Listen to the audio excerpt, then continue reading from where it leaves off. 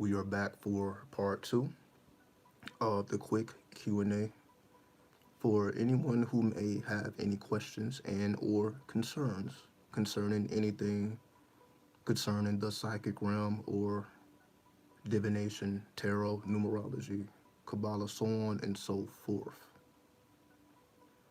So, essentially, what we are trying to establish here is why these arts never died, in the sense of the occult has always been the occult. Peace. So back from hiatus. I appreciate you. And everyone else who tunes in either now or in the future. Because I know you appreciate what's being said. And that's why I give it.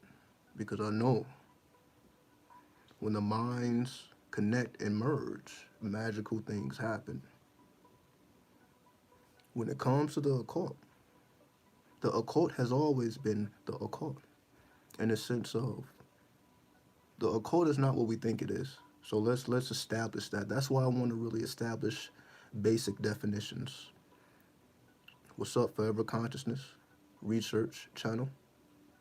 Salute to you. You know, I commend anyone who does research, who wants to seek answers below the surface. Right? Have you had a near-death experience? And I'll answer that question as soon as I finish my point. When it comes to the occult, it is not what we think it is. Because when people hear the occult, we may think about secret societies. We may think about the devil. We may think about, skull and bones. We may think about these fraternities. What's up, X24? Salams. Salams, peace be upon you. You already know, right? But the occult is not none of this. The occult is what we do here, which is simply the act of decoding what is hidden or mysterious. That's what we do. Maybe I should look at the camera. What's good, Dank Wizard? Salute to you. Salute to you, Dank Wizard. Much love to you. You already know. You already know. Now, when I say the occult is what we do here,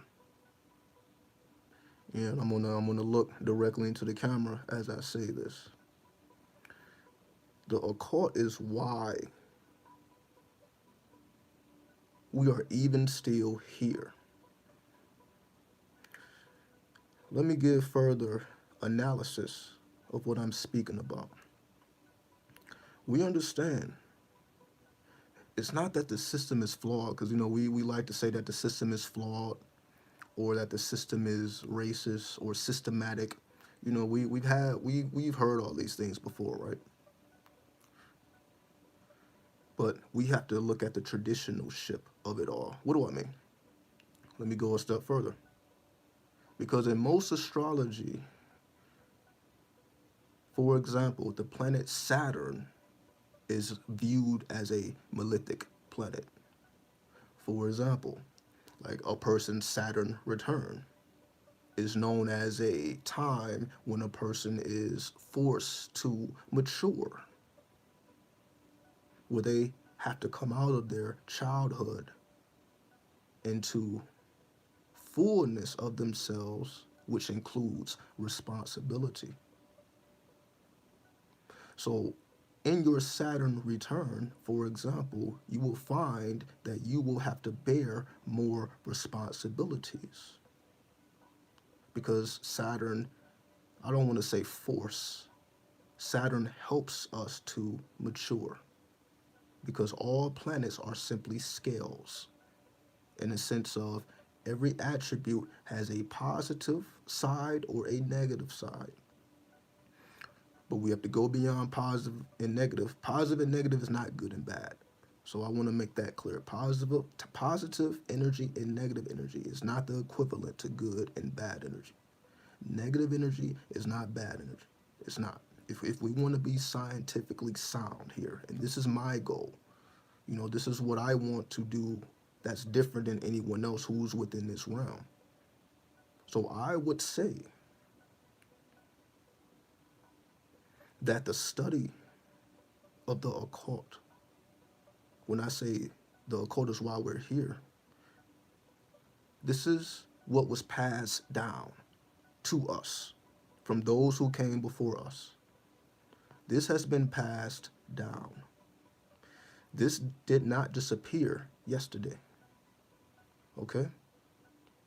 New laws are written every day, which is called the system, right? The system writes new laws, or the matrix codes new algorithms daily, right? Every day. New algorithms, new codes, new laws, right? When it comes to the occult, there is nothing new. There's nothing new.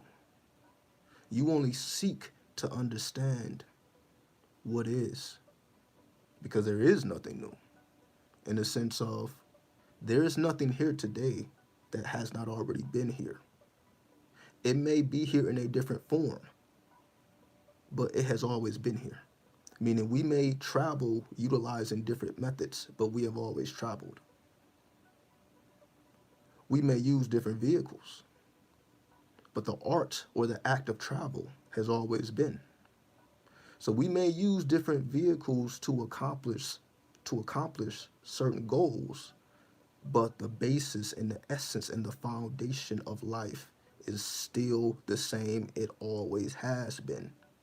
And the only thing we have to remind us of where we have come from, and this is beyond planet Earth. So I'm not talking about planet Earth. I'm talking about beyond the planet.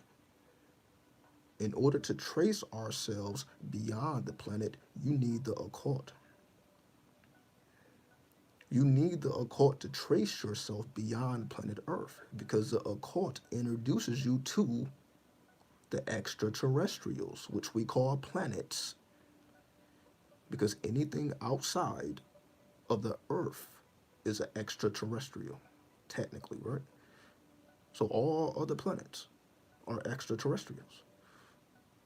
They have their own intelligence. They are living. They influence our psyche. We know that the planets are living. So even if you are not into astrology, you acknowledge astronomy. You can literally see the planets with your eyes. You don't even need a microscope. You can see the planets with your eyes. You can see the moon with your eyes. These are all extraterrestrials. Is an extraterrestrial different than an alien? Because so I want to give these definitions so that we don't confuse these things, because we see this in abundance everywhere else, where people just use these terms as if they mean the same thing, but this is how we get lost. We have to be very intricate and very technical and very scientific with the occult if you want the true essence of it, meaning you have to be very mathematical. Your mathematics have to be on point, because you're literally studying symbols. A mathematician has mastered symbols, because math is just a bunch of symbols that you put together and you can come to conclusions. You're doing the same thing with the occult. The symbols are just different. So instead of using mathematical symbols, you're using astrological symbols. You're using zodiac symbols. You're using planetary symbols. You're doing the same thing the mathematician does. You're doing the same thing the scientist does. You're doing the same thing the engineer does. Everything that they are doing over there, or the left brain, you're doing with the right brain, with the occult, so that they come together. So we do not seek to separate the science from the spirituality. We're the ones who know that they are interconnected, because that's what's taught in the East. It may not be taught over here, but if you travel to the East, they're going to teach you about chi. They're going to teach you about prana. They're going to teach you about, what's another word? You got chi, you got prana, you got qigong, right? You have all these things that people learn in school because they accept this as truth. It's not a mystery. It only is to us over here. But does it mean they're right and we're wrong? No, because again, we don't need to think in extremes. It's just like the argument with Western and Eastern astrology. It's not that Western is better or Eastern is better. It's just all about the angle you choose to view it from. So, for example, scientists choose to view the material plane or physics. A scientist chooses to study physics.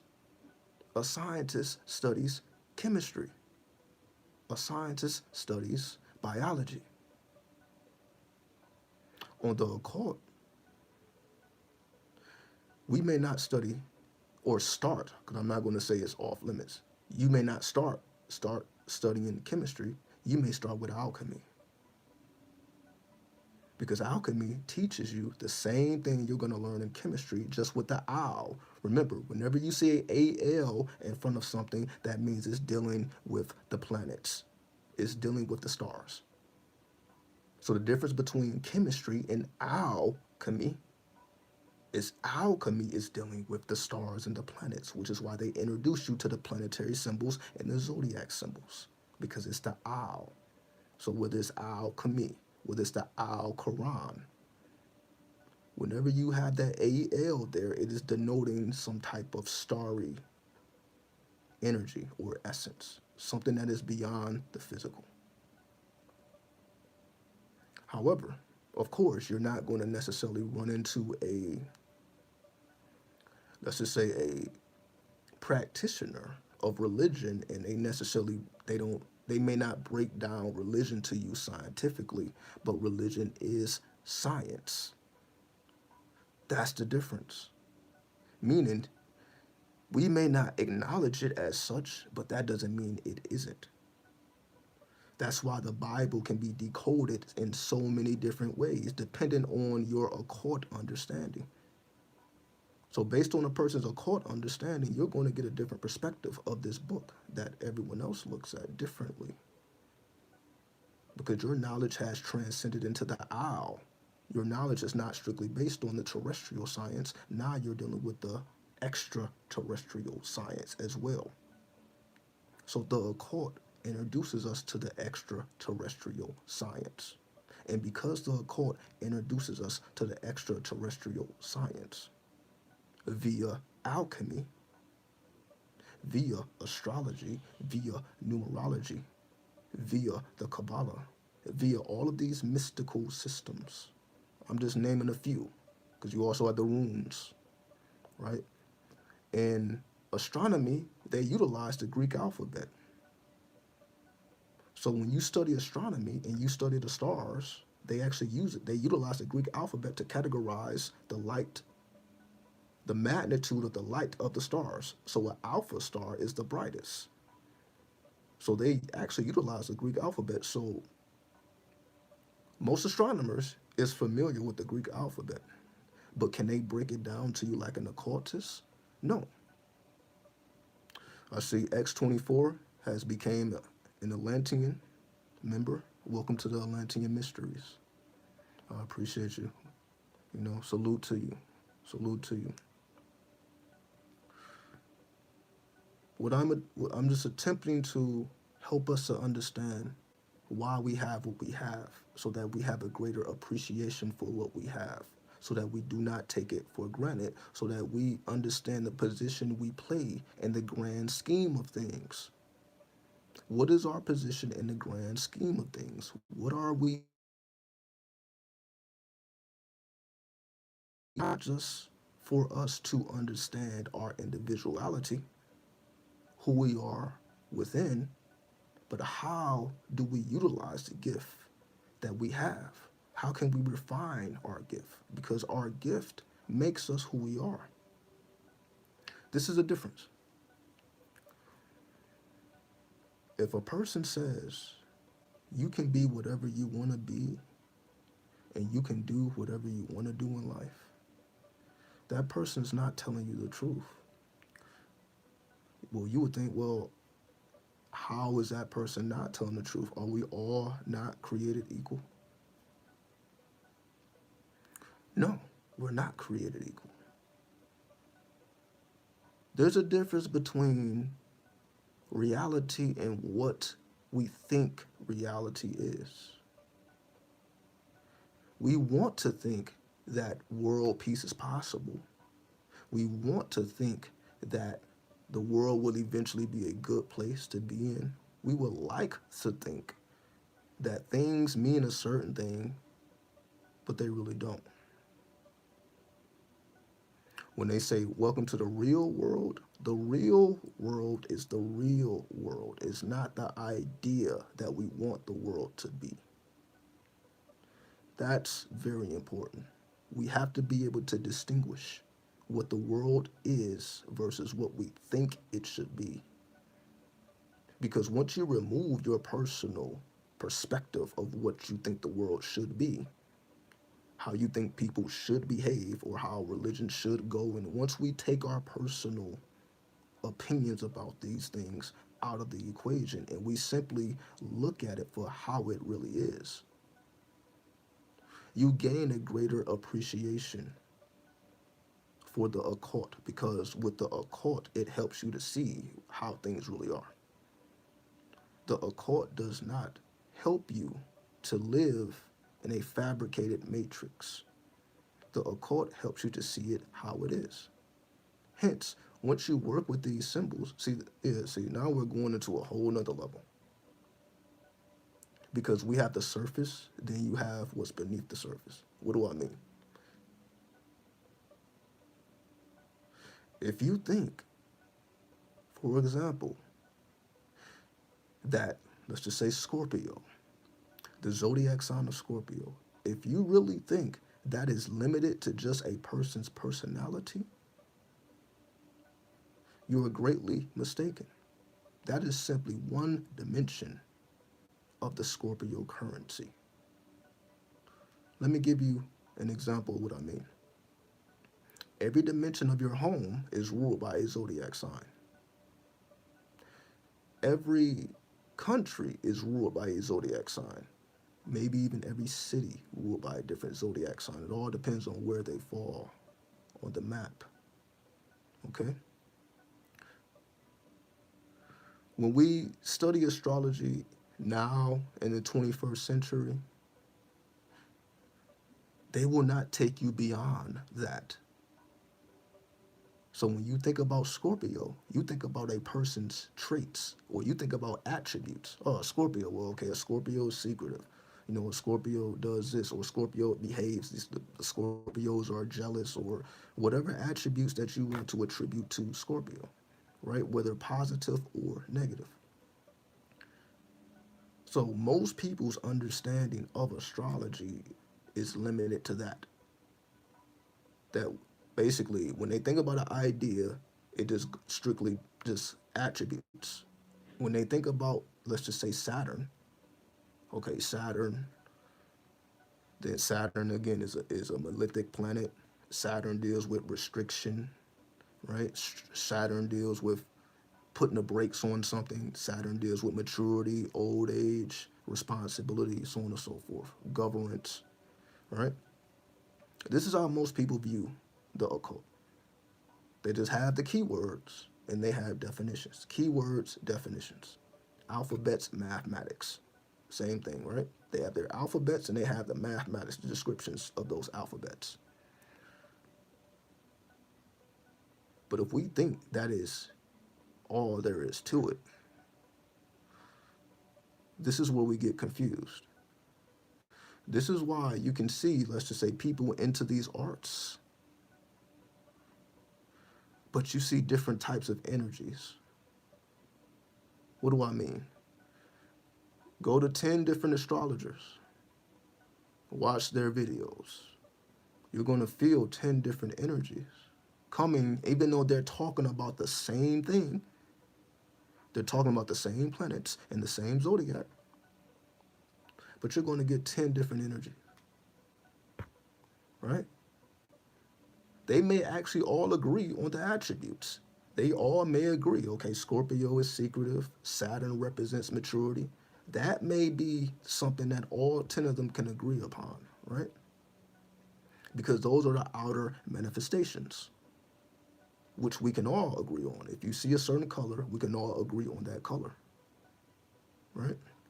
But it really depends on how deep you're going, right? See, that's the thing. See, this is the real occult. See, let's get into reality now. Because the Matrix says, okay, that's a red car, for example. So if 10 people are looking at this red car, they're going to all say it's a red car. But we know that colors are very vast. You have red, but there's so many different shades of red. Because if you ask the same 10 people, just as an example, what shade of red is that car? Now you're going to get different answers. See, if you ask the surface question, what color is that? Yes, all of these people will agree, yes, that's red, or that's blue, that's green. But if you ask, well, what shade, or what degree of green, now you're going to get different answers. See, the moment you peel back the layer, right? The moment you peel back the layer and you're looking at what something really is, you're not going to have an agreement. The people are not going to agree. They will agree on the surface. But once you start pulling back the layers, then things begin to change. We live in a world where people are applying, let's just say, left-branded thinking to right-branded activity. Basically, you cannot approach the occult like you approach school, like you approach work, where it's just a process of deduction. You cannot take your left brain and understand the occult, because the occult was not designed by left-brained people, even though that's our dominant brain now in the 21st century, right? It's all about what your left brain can do, right? However, when it comes to art, when it comes to the right brain, we see that there's variations. See, there's a difference. You get 10 scientists in the room and you ask them what something is, they can agree on that. Get 10 artists in the room. These artists may actually know the various shades of a color, right? But that's really not the question that you ask them. See, you have to ask an artist a different question, right? Because they may know the higher intricacies of a thing. Like, okay, this is actually blood red. They all may agree, like, okay, yeah, we know a layer more because we're naturally artists. But the artist has to be asked a different question. What do I mean? You ask the artist, how do you see the car? Create it. Create what you see. Because we all have a different perception. So now these 10 artists, let's just say if you ask them to draw that car, ask these 10 artists to draw the car in the way that they see it from their perspective. You're going to have 10 different results then. See, when you ask the artist the right question, then you get the results you're looking for. Now, going back into the occult, what does this have to do with the occult? Do not learn or do not apply your understanding of the occult the same way you apply the understanding of basic mathematics and basic alphabets, because that's how most people view it. You will not hear too much variation. It's, again, I'll say it like this. Basically, at this time, astrology has become like another subject that you learn at school or whatever, right? Once you know that, okay, the sun means this, the zodiac sign means that, this house means that, right? You're pretty much good to go. But that's not how it works. For example, let me give you an example. Scorpio is connected to a Hebrew letter. The Hebrew letter connected to Scorpio is Nun. Nun. Nun. That is the Hebrew letter. So, to connect with Scorpio, you connect with Nun, which, hold on. Okay. To connect with Scorpio, you connect with noon, which then takes you to a different perspective that you would be taken to if you were simply looking at Scorpio. So this is what I mean. Once you start combining the layers, you start getting different results. So yeah, most people would just, okay, Scorpio, Scorpio, and it has these attributes and that's it. They're not thinking, okay, Scorpio is actually noon, but it don't stop there either. Scorpio is also a water sign. It doesn't stop there. Scorpio is also a fixed sign. It don't stop there. Scorpio is also the 24th path in the Kabbalah. See, depending on how much a person knows, will be what conclusion they arrive at. So, if you look at it in totality, oh, Scorpio is noon. Noon is the 24th path on the Kabbalah, sitting between Teberith and the Zach, which represents the Sun and Venus. So Scorpio sits between Sun and Venus. That becomes an equation. See, when you study the Kabbalah, now you're looking at equations like a mathematician is looking at equations because you're studying paths, and these paths sit between two natural forces. So now you're not thinking about the Sun, now you're thinking about Teberith. You're not thinking about Venus, you're thinking about Nazak. You're not thinking about Venus, you're thinking about victory. You're not thinking about the Sun, you're thinking about beauty. You see, now you didn't assign a whole different set of definitions to these same principles that we all know so well, or we think we know. But now they're going to help you to arrive at different conclusions. So I'm just using Scorpio as an example of this. So if Scorpio is the 24th path on the tree of life, sitting between Teberith and Nazak, Teberith is an energy of beauty. Nazak is an energy of victory. So it is through Scorpio that beauty and victory are brought together. Or it is through noon. Noon brings together Teberith and Nazak, or beauty and victory. Noon in the tarot is the death card, because we didn't even take it to the tarot. Now, Scorpio ain't just Scorpio. Now Scorpio is death. Scorpio is noon. Scorpio is the path between Teberith and Nazak, which is the 24th path. So, like, okay, now you got a lot more to work with. Now we're getting to some occultist talk, because now this is going to help us to arrive at conclusions we could not have arrived at just looking at Scorpio on the surface. Let's do Saturn, because I mentioned Saturn, right? Saturn. Saturn is connected to the Hebrew letter Tav, which is symbolized as a mark or a cross. The symbol of Tav is a cross. So the symbol of Saturn is a cross, the cross of Tav. Tav is a 32nd path on the tree of life, between Malkuth and Yesod, or the moon and the earth. So it is through Tav. Tav has a connection between the moon and the earth. So when you think about the planet Earth and the moon, the connection is Tav, or the connection is Saturn. Saturn's connecting the moon and the earth.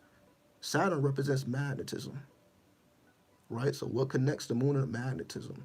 You see, is way more that you can pull from, because the Kabbalah is a map of the universe. And because the Kabbalah is a map of the universe, there is nothing you cannot know. There's no wisdom you cannot extract from that tree. But you see, you got to know it by heart. You can't just look at it on a piece of paper and know some keywords. Because you see, you're not going to be able, the same way I'm not looking at anything. I don't have anything in front of me telling me any of the stuff I'm telling you. This is coming from within. I have committed these things to heart, because that's when it comes to life. The tree comes to life from within you. It ain't the actual tree that you can Google. Anybody can Google the tree of life. Anybody can study, okay, well, that's that, that's that, that's that. But the wisdom has to come from within. The wisdom comes after you knowledge it. It's the same thing with the 5 percenters. Having to Memorize all 120 lessons. I know because I had to do it, because that's the school I come from. It took me 9 months to memorize all 120 lessons, which is called the Supreme Wisdom to the Nation of Islam. They call it the Supreme Wisdom. The 5%ers call it 120. And there is a difference. There is variations. But again, we don't have to get into the whole history of that. But this is what has helped me to get to the level I'm at. Because the same thing I was doing with Supreme Mathematics and Supreme Alphabets. Because that's how I started. Because you have to connect. It ain't just about 120, which is the lessons. It's not just about that. It's also about Supreme Mathematics and Supreme Alphabet. That's what makes the Nation of Islam different than the 5%ers, because they have this, it's not the same lessons, but the same core. But the difference is the 5%ers have the Supreme Mathematics and the Supreme Alphabets, which is basically codes to help you to arrive at deeper conclusions. So A is no longer A becomes a law. B is no longer B, or the letter B, it becomes B or born, B-E or born. C becomes C, D becomes divine, E becomes equality, F becomes father, G becomes God, H becomes he or her. Supreme mathematics, now 1 is not just 1 is knowledge. 2 becomes wisdom, 3 becomes understanding, 4 becomes culture freedom for some, 5 becomes power. So now you're given attributes to numbers and letters, which help you to arrive at deeper conclusions. So for example, the word car. We know the function of a car as a vehicle of transportation. But when you apply the mathematics and the alphabet, you will come to different conclusions about what's really going on here. You actually arrive at the truth, not what it appears to be. Car utilizes supreme alphabets. C-A-R, see Allah rule. See Allah rule. That's what a car is. See Allah rule. C is the third letter. A is the first letter. R is the 18th letter. Because that's another thing. You got to know what the letters are. Like J is the 10th letter, right? The 21st letter is U.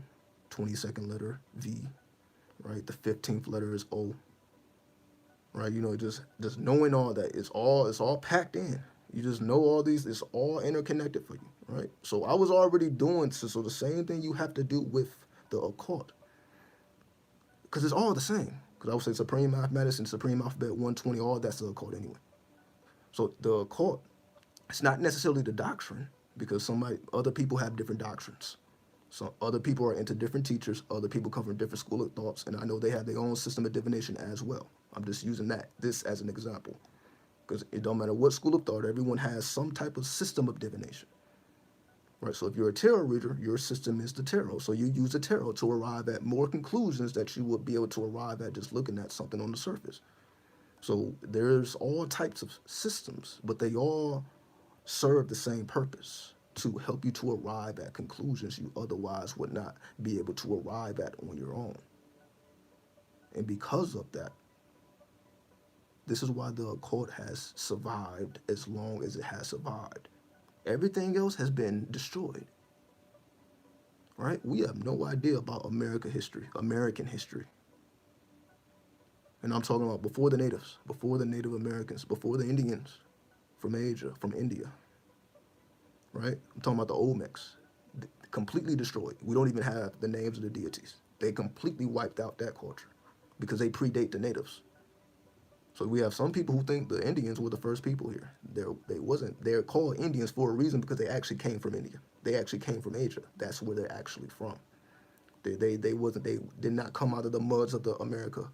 But that is the Olmecs, the founders of America. The first people in the Americas are the Olmecs, and we don't know anything about these people other than the huge colossal heads that they left. They left their heads.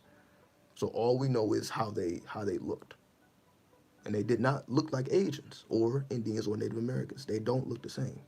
They look more so just like the people who are already here, right? It's probably a face that looks like me. It looks like someone's brother. Like, it just looks like us. It looks like the people that's already in the lands. It doesn't look like a whole nother people that wasn't here.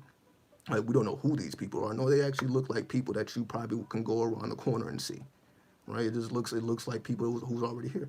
But because the history is so discombobulated, We can't arrive at simple conclusions.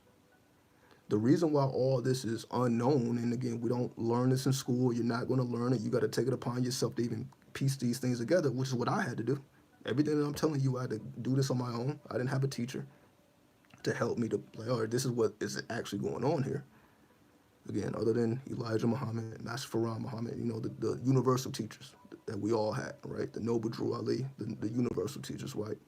Who left us the wisdom. So after they go, what's left is the wisdom. The wisdom lives on, because even the word wisdom goes back to the original number, because the number 2 represents wisdom. And if you break down wisdom, it goes back, the actual word wisdom breaks down to the number 2 as well. So it's an infinite loop, because wisdom is universal, it's timeless. And that's what the accord is. It's an infinite loop. Or an intelligence. Wisdom is an intelligence that has no beginning or no ending. And we all have the ability to tap into this intelligence, which makes one wise. To become wise, you have to tap into the intelligence of wisdom, which is like a spirit, right? So these numbers or these planets are like spirits.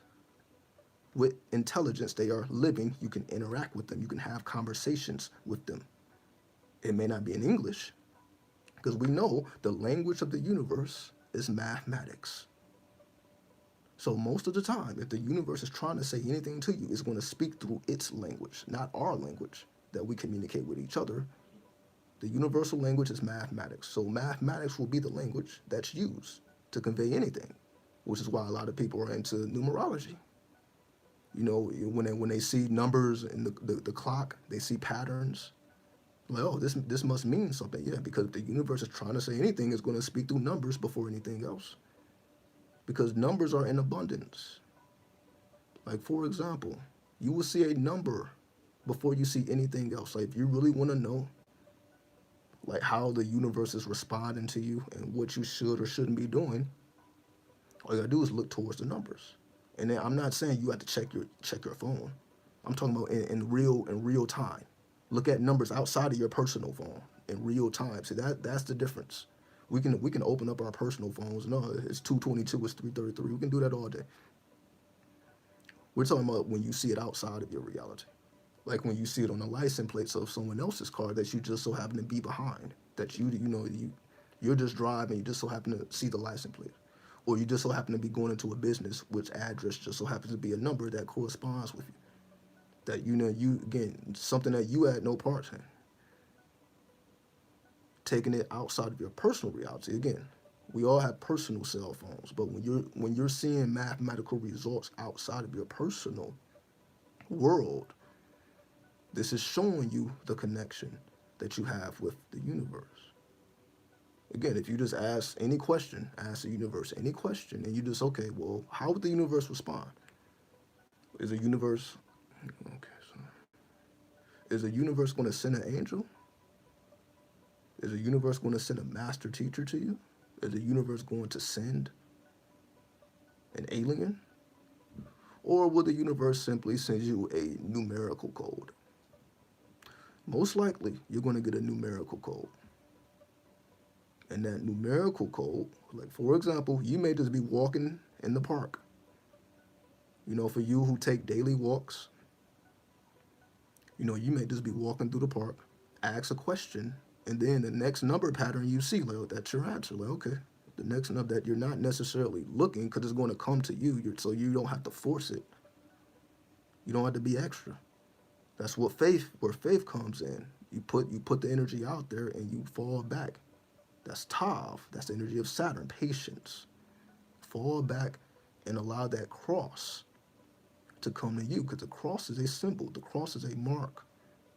The mark of the universe. The mark of the universe will come through mathematics, and that's what Saturn is. Saturn is the mathematician, right? Because when we think about Saturn, we think about Satan, we think about the devil, and that's just mathematics.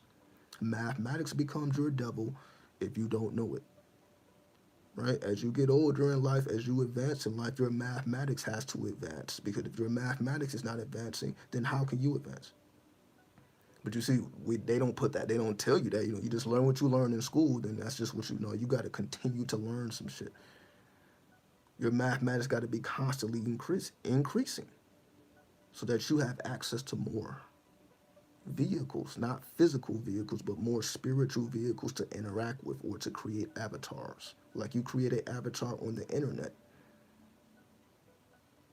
we have to be able to utilize mathematics to do so. Mathematics, you are the master creator, the master designer. So the mathematician is a master designer or master architect, right?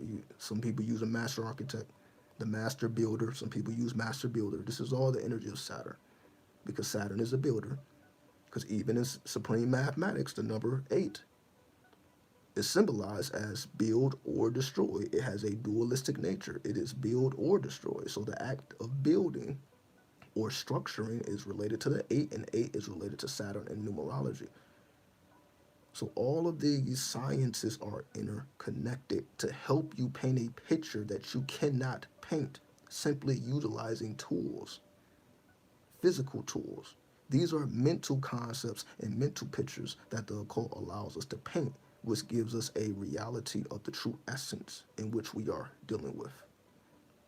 So hopefully, because now my phone is about to die. Maybe I can go online on the computer. I'll try it out. Again, I'm not sure how successful that's going to be, but I'll try it out because again, I don't have that much charge. So I appreciate everybody for tuning in. Like, comment, subscribe. I know I'm gonna be saying this shit, but we here.